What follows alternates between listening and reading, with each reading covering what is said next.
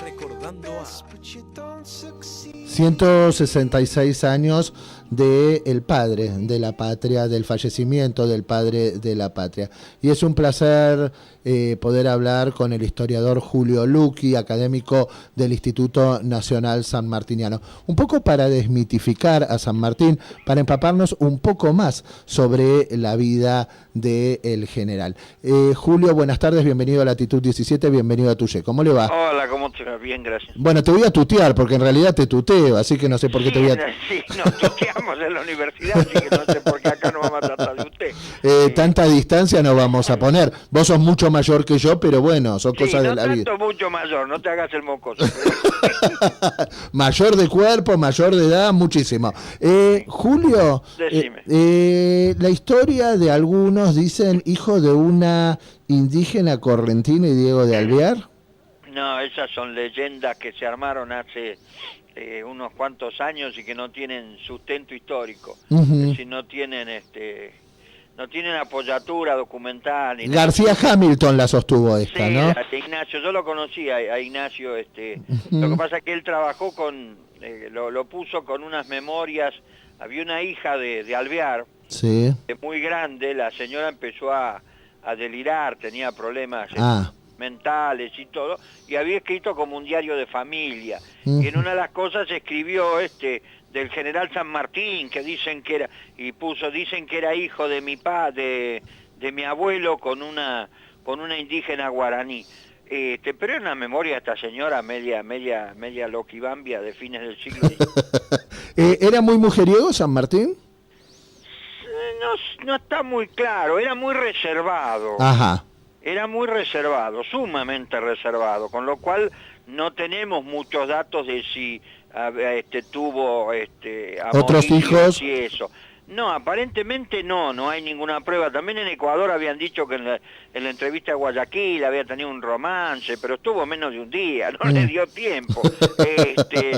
Y en Perú está la famosa protectora, es decir, había una dama de la sociedad peruana que había hecho mucho por la independencia y tenía un lugarcito en el corazón y en el afecto del protector, es decir, de San Martín. Pues esta señora de grande vivía sola con un hijo. Y Ricardo Palma, el historiador peruano, el de las tradiciones peruanas, menciona al chico que fue compañero de él de colegio, de Ricardo Palma, ¿no? El hijo de esta Rosa Campuzano, y lo llamaban el protector, le decían en broma, porque la madre parece que había tenido una amistad bastante cercana con San Martín los 2 años que San Martín estuvo en el Perú. Pero para el chico tampoco le daba la edad, es decir, porque San Martín estuvo hasta 1822, y por lo que cuenta Ricardo Palma, uno saca la edad del chico, y era nacido en 1829 o 30, o sea que San Martín ya ni siquiera estaba en Perú cuando el chico nació. ¿Y Remedios a todo esto qué hace? ¿Oídos sordos? ¿No se entera o hace de las suyas? Estaba en Buenos Aires, lejos, y no creo, no creo que se enterara de nada, ¿no? Es decir, aparte estaba con Remedios muere de tuberculosis 2 años después de que San Martín independiza el Perú, es decir, Remedios está enferma de tuberculosis ya en Mendoza. En 1819 San Martín la manda de vuelta a Buenos Aires porque está enferma de tuberculosis, y después cuando vuelve en el 23, que no llega hasta Buenos Aires, cuando llega ya había muerto de tuberculosis. ¿Él cruzó la cordillera en camilla? Una vez sí, de vuelta, una vez sí. Cruzó la cordillera en camilla. Él tuvo, son 6 cruces más o menos, entre idas y vueltas, son 6, 7 cruces. Uno de ellos, no me acuerdo si fue el último o el anteúltimo, sí, lo cruzó en camilla. Lo cruzó en camilla yendo para Chile. ¿Por qué? Volviendo, porque él tenía muchas enfermedades, es decir, tenía paludismo recidivo que se lo había contagiado en África en época que era subteniente en el ejército español, había peleado en Orani, en Ceuta, en África, y se agarró paludismo. El paludismo sabe que se cura, pero vuelve, y cada tanto vuelven las fiebres y todo, y con delirios y todo. Eso es lo que le pasa a San Martín en el Alto Perú en 1814, que termina curándose en Córdoba, y después pasa a Mendoza, ahí le agarra un ataque de paludismo. Entonces él tenía eso por un lado, tenía úlcera de comer mal, para comer parado, tenía úlcera perforada, que al fin y al cabo aparentemente una de las causas de la muerte es la perforación de la úlcera, ¿no? Pero ya a los 72 años bastante vivió, pero tenía muchas enfermedades, y una de los cruces sí estaba muy enfermo, porque tenía vómitos de sangre por las úlceras y todo, duodenales y todo. Entonces uno de los viajes lo hizo en camilla, que se lo llevaron los granaderos por el paso, pero ya cuando llegaba al lugar poblado pidió que lo sacaran de la camilla, que lo montaran en un caballo, porque no quería llegar como un enfermo. Así que no vieran que estaba enfermo, pero una vez sí cruzó en camilla. ¿Era lo mismo en esa época ser masón a serlo hoy? No, no era lo mismo, y aparte no hay ninguna prueba de que San Martín fuera masón. Pero él no pertenecía a la logia Lautaro. Sí, pero y la logia Lautaro no era una logia masónica. Ajá. Acordate que es mi tema de tesis doctoral. Bueno. El tema... ¿Y de dónde salió toda...? La logia Lautaro, te explico, la logia Lautaro es una logia de conspiradores por la independencia que tiene su origen en Cádiz en 1802 aproximadamente. La crea originariamente un muy joven Bernardo O'Higgins en Cádiz, con otra serie de americanos allá por 1802. Se llamaba entonces Caballeros Racionales, ¿no? Por la razón. Sí. Eran hijos de la razón. Y era una logia de conspiradores sudamericanos que seguía el ideal del venezolano Francisco de Miranda por la independencia. O'Higgins había sido alumno de Miranda en Inglaterra.